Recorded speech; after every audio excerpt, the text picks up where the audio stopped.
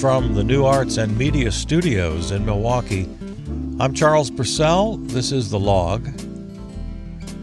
I think I'm going to finally break down and watch Nomadland tonight. I've been putting it off. First, I just decided I didn't need to see it. I also did not read the book, so I haven't read the book that it's based on. I haven't seen the film. But I did see an awful lot of reporting on it. I read reviews, I read articles. There was a pretty lengthy feature report on PBS NewsHour about the film and the issue itself of the so-called nomads, people living the van life. And I got an impression of the movie, and I thought I wouldn't like it.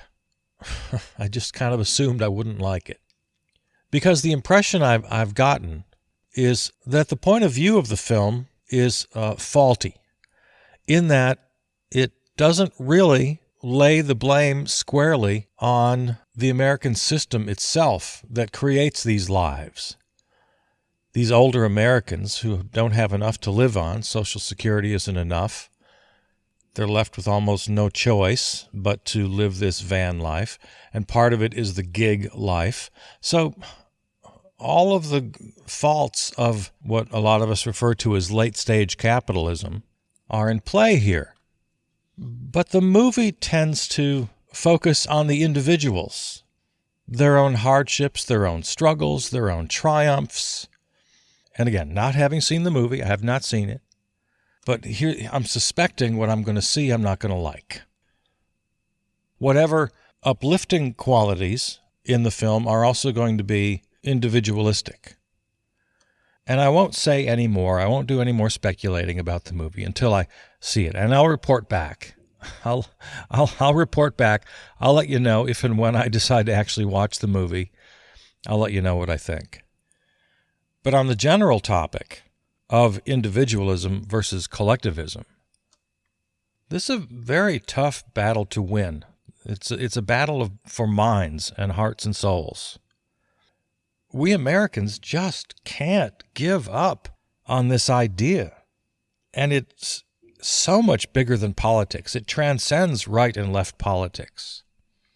So many progressive left-wing folks are also completely tied up and devoted to the idea that the individual spirit, individual will can triumph over anything, that hard work and a positive attitude are the salvation for each individual.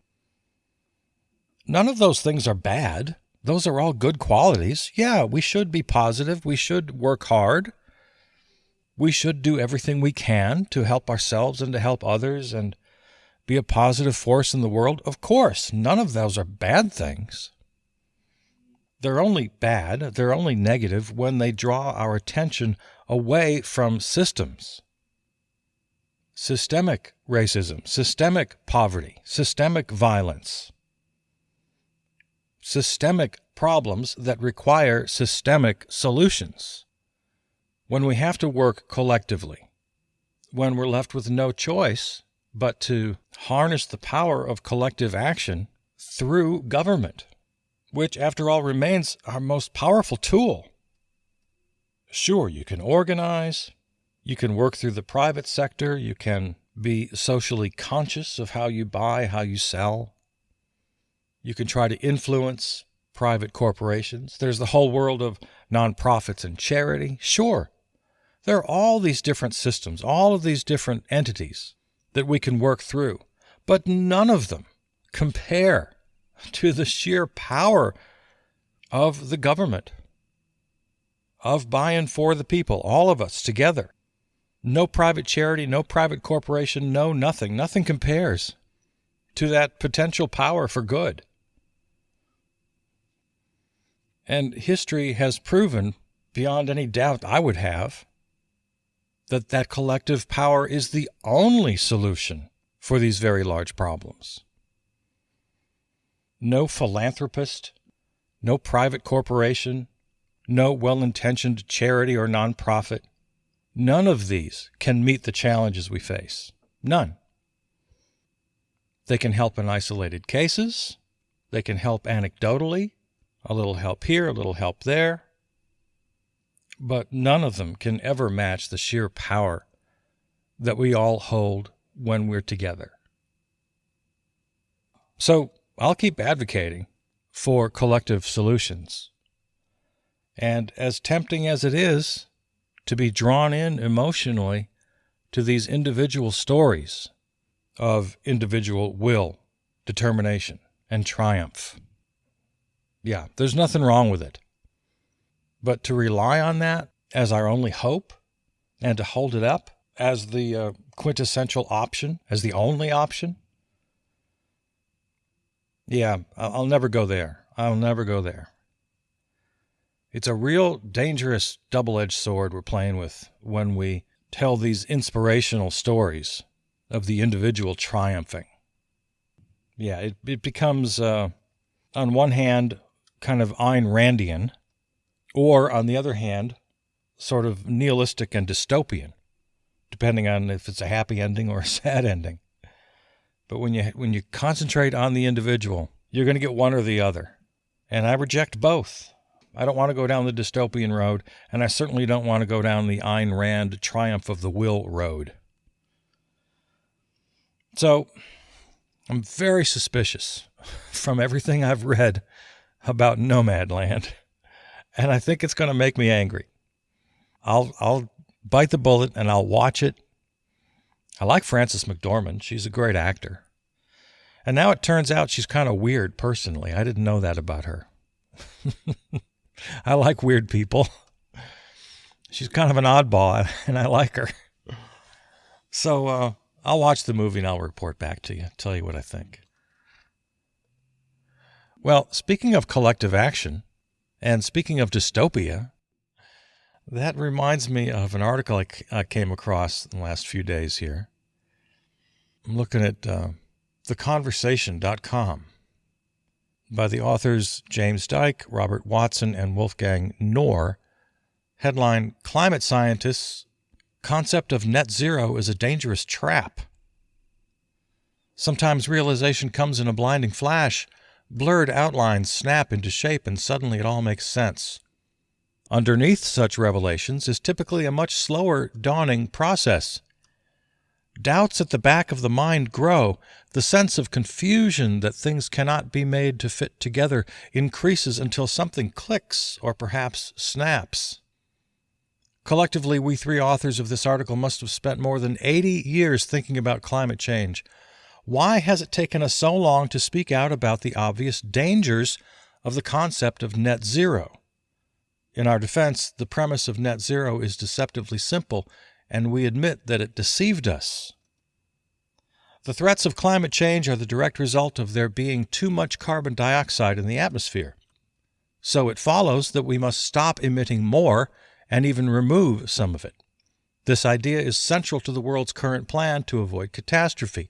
In fact, there are many suggestions as to how to actually do this. From mass tree planting to high-tech direct air capture devices that suck out carbon dioxide from the air.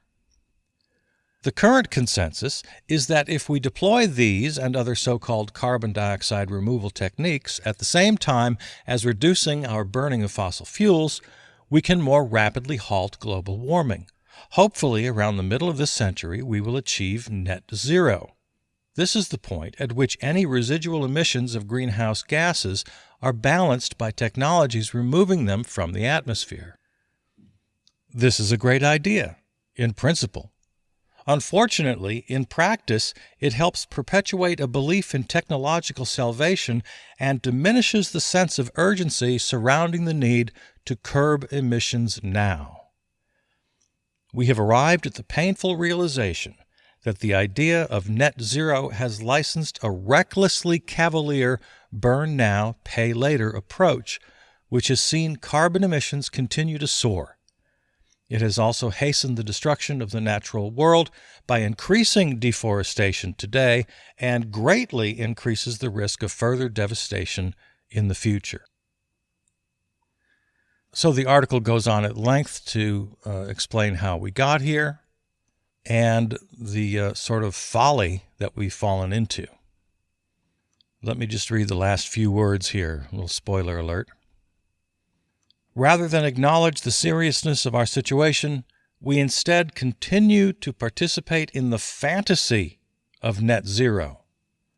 What will we do when reality bites? What will we say to our friends and loved ones about our failure to speak out now? The time has come to voice our fears and be honest with wider society. Current net zero policies will not keep warming to within 1.5 degrees Celsius because they were never intended to. They were and still are driven by a need to protect business as usual, not the climate. If we want to keep people safe, then large and sustained cuts to carbon emissions need to happen now. That is the very simple acid test that must be applied to all climate policies. The time for wishful thinking is over. James Dyke is a senior lecturer in global systems at the University of Exeter. Robert Watson is emeritus professor in environmental sciences, University of East Anglia. And Wolfgang Knorr, senior research scientist, physical geography and ecosystem science, Lund University. So unless you want to pretend you're smarter than these three, go ahead. If you feel like you want to do that, go ahead. I'm not going to back you up on that one. I don't think you're smarter than these three. And it's not like this is unique. We're hearing warnings like this from across the scientific world and much of the political world, let's be honest.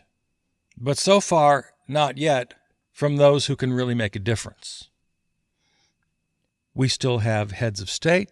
We still have heads of the great global corporations.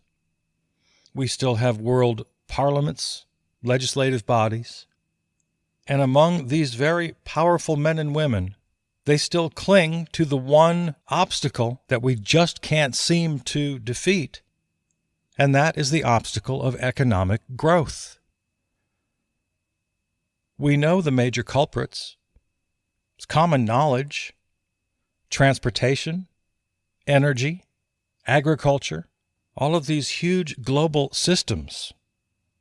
And of course, let's toss in U.S. military, the greatest polluter on the planet.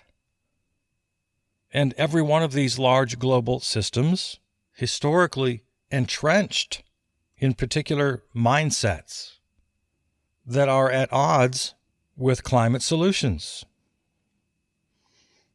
And the tragically and ironically sad truth is that the solutions are there for the taking.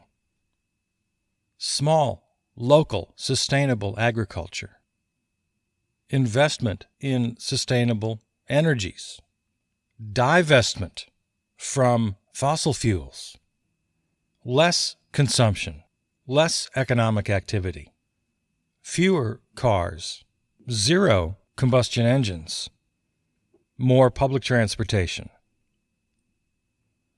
open borders so migrants are free to escape the present-day scourge of climate change. No longer a problem for the future. It's a problem that people are facing right now today.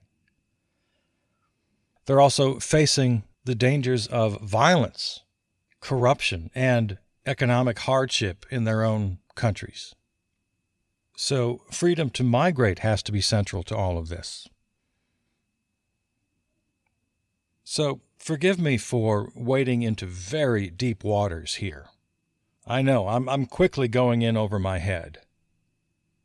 But it's just become so clear to me over the years that I do feel sort of evangelical in trying to convince anyone who will listen that concentrated capital deprives the world, a world that's choking on its own gases as we speak, deprives the world of the solutions required.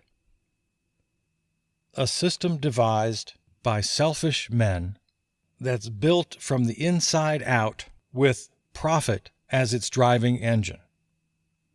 and literally every other economic and cultural institution springs forth from that central defining characteristic.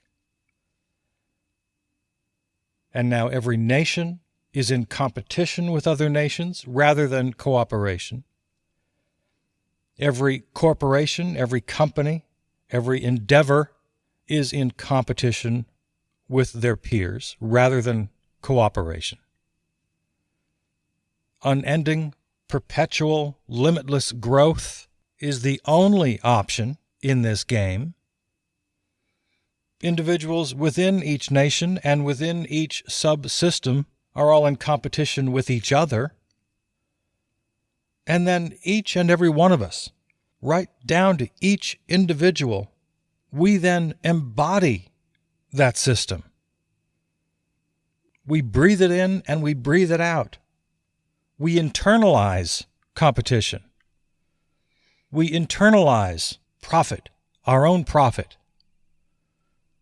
We internalize this toxic individualism that creates a mistrust of the other, of immigrants, of the poor, of our coworkers, our neighbors.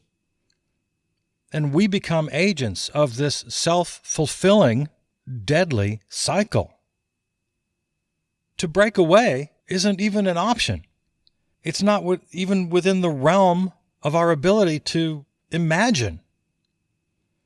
Not get ahead, not go to work, not make the money we need to pay our bills. We're not only trapped on this hamster wheel, most of us don't even see it that way.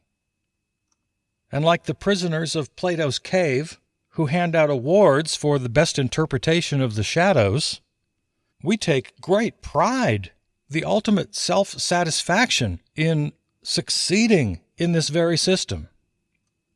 I've got the car, I've got the house, I can take my family on a vacation occasionally. I'm winning, and damn it, I'm proud. Don't you dare tell me that I'm the bad guy. I worked hard and I sent my kids to college, and damn it, I'm the salt of the earth. I'm what makes this world go round. Nobody can tell me that I'm just some cog in the machine. I was dealt a hand, and I played it. But the real truth is, we have no choice but to pick up those cards and throw them right back in the face of the dealer and say, I'm not playing this game anymore.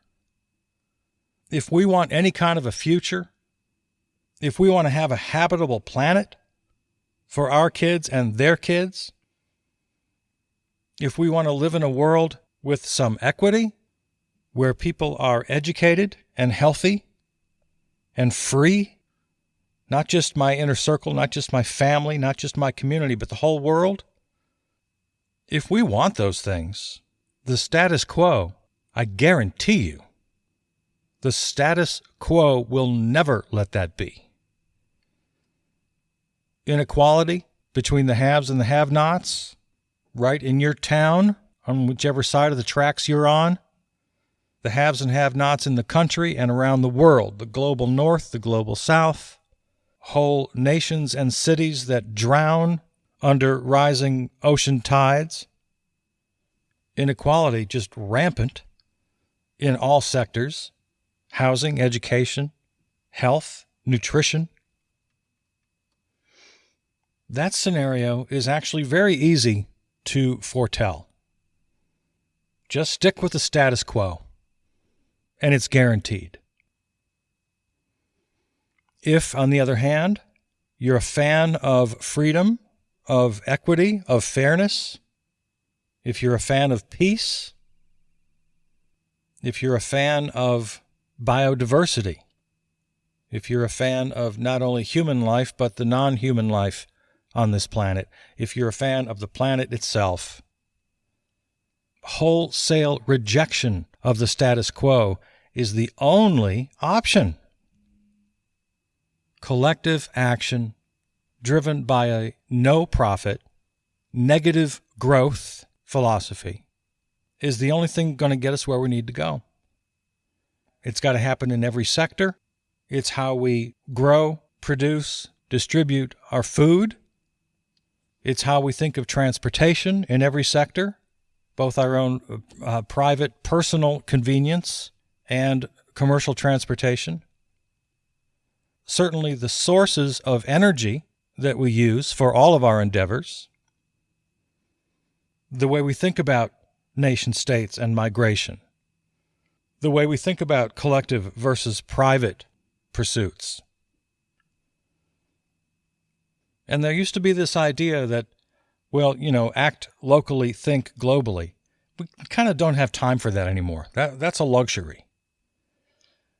Gone are the days when I would advise, well, do the very best in your own life, reduce your own consumption, try to vote in the right people for the town council, and eventually they'll work their way up. No, it's too late for that now. We got to jump in the deep end. We have to do this all at once.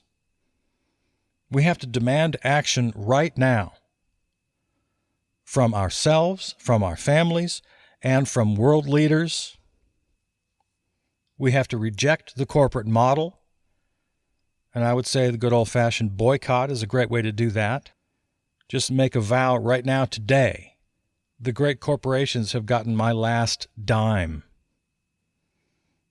Demand action from world leaders. Demand action from yourself. We need a world that's local. We need a world that's sustainable. We need a world that's free. And by that, I mean immigration, economic freedom, freedom to move. The right-wingers love the word freedom, but they have no idea what it means. A person who's trapped in a crummy job with no options, who can't afford first and last month's rent to even move out of their roach-infested room. No person is free under economic hardship. So unless and until you are willing to embrace wholesale revolutionary reform, ending profit, ending private capital, ending restrictions of freedom, economic and social freedom, you have to embrace it in your own life wherever you have options of choice. And many people do have options. They do have choices. So those with the privilege, with the opportunity to make those choices, have to make them today. And all of us need to demand revolutionary reform today from those holding the reins of power. The voices in opposition are going to tell you that the free market can do it, that capitalism has the answers. Nope, they don't. That's what got us here. I guarantee you they don't. In the words of Umar Haqi, if capitalism was going to save anyone from anything, why do Americans, the most capitalist people who ever lived, live lives of incredible violence, rage, despair, hate, anger, misery, and ruin? Doesn't that grim fact tell us something about what capitalism is capable of and what it's not capable of? Capitalism isn't going to save the planet. It didn't even save Americans from ending up poor, ill, and abused. I shouldn't have to tell you that. You should know that. Just by looking, say, at your health care bill, if you're an American, and then wondering, if this crackpot broken system doesn't care about my health, why could it care about the planet's? That's one of my favorite writers, Umar Haqi. And in closing, I'll just say, we don't have to reinvent the wheel. We have the resources. We have the knowledge. Indigenous peoples all over the world knew how to live sustainably before they were invaded by so-called civilized people. We don't have to live in caves. We don't have to reject progress, but that progress just needs to reflect the greatest wisdom that our fellow humans have to offer. It's not dead. Old ideas and new ideas are plentiful, But they and the people who can make them real in the world are caged, sometimes quite literally caged, by the rotten system we live under. We can have freedom. We can have a healthy planet. We can have sustainable energy, transportation, food production, and distribution.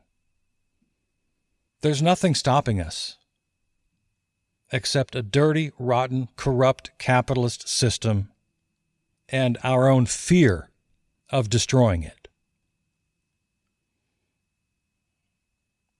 That's my sermon for today. Go in peace to love and serve the world.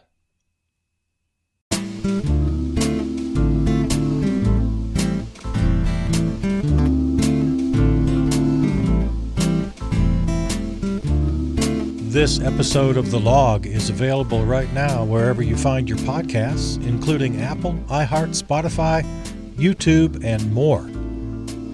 Type Charles Burcell in the search window. You can also go to charlesburcell.com for the full archive and all the other series in the podcast family. Follow, comment, and contact me on Facebook and Twitter. And while you're there, if you like the show, be sure to hit that share button. Your shares make all the difference in the world for our distribution. Thanks to our flagship terrestrial station, River West Radio, riverwestradio.com. Theme music composed and performed by Peter Donalds. From the New Arts and Media Studios in Milwaukee, I'm Charles Burcell.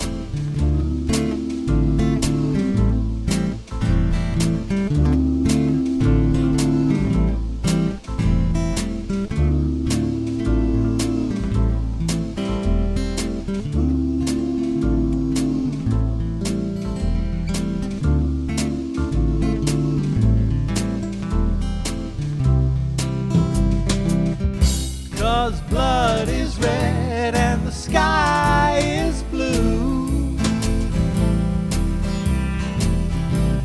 except when it's got that pink yellow hue. Before a big storm that's bringing a change to the color and feel of our home on the range.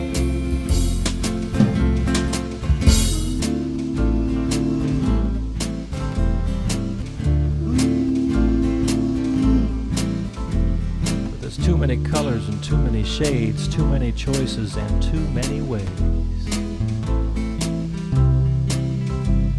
to make it all right or to do it all wrong, to write what's impossible into this song.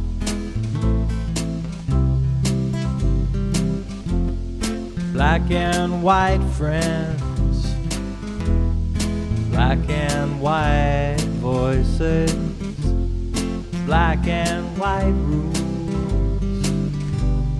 black and white choice.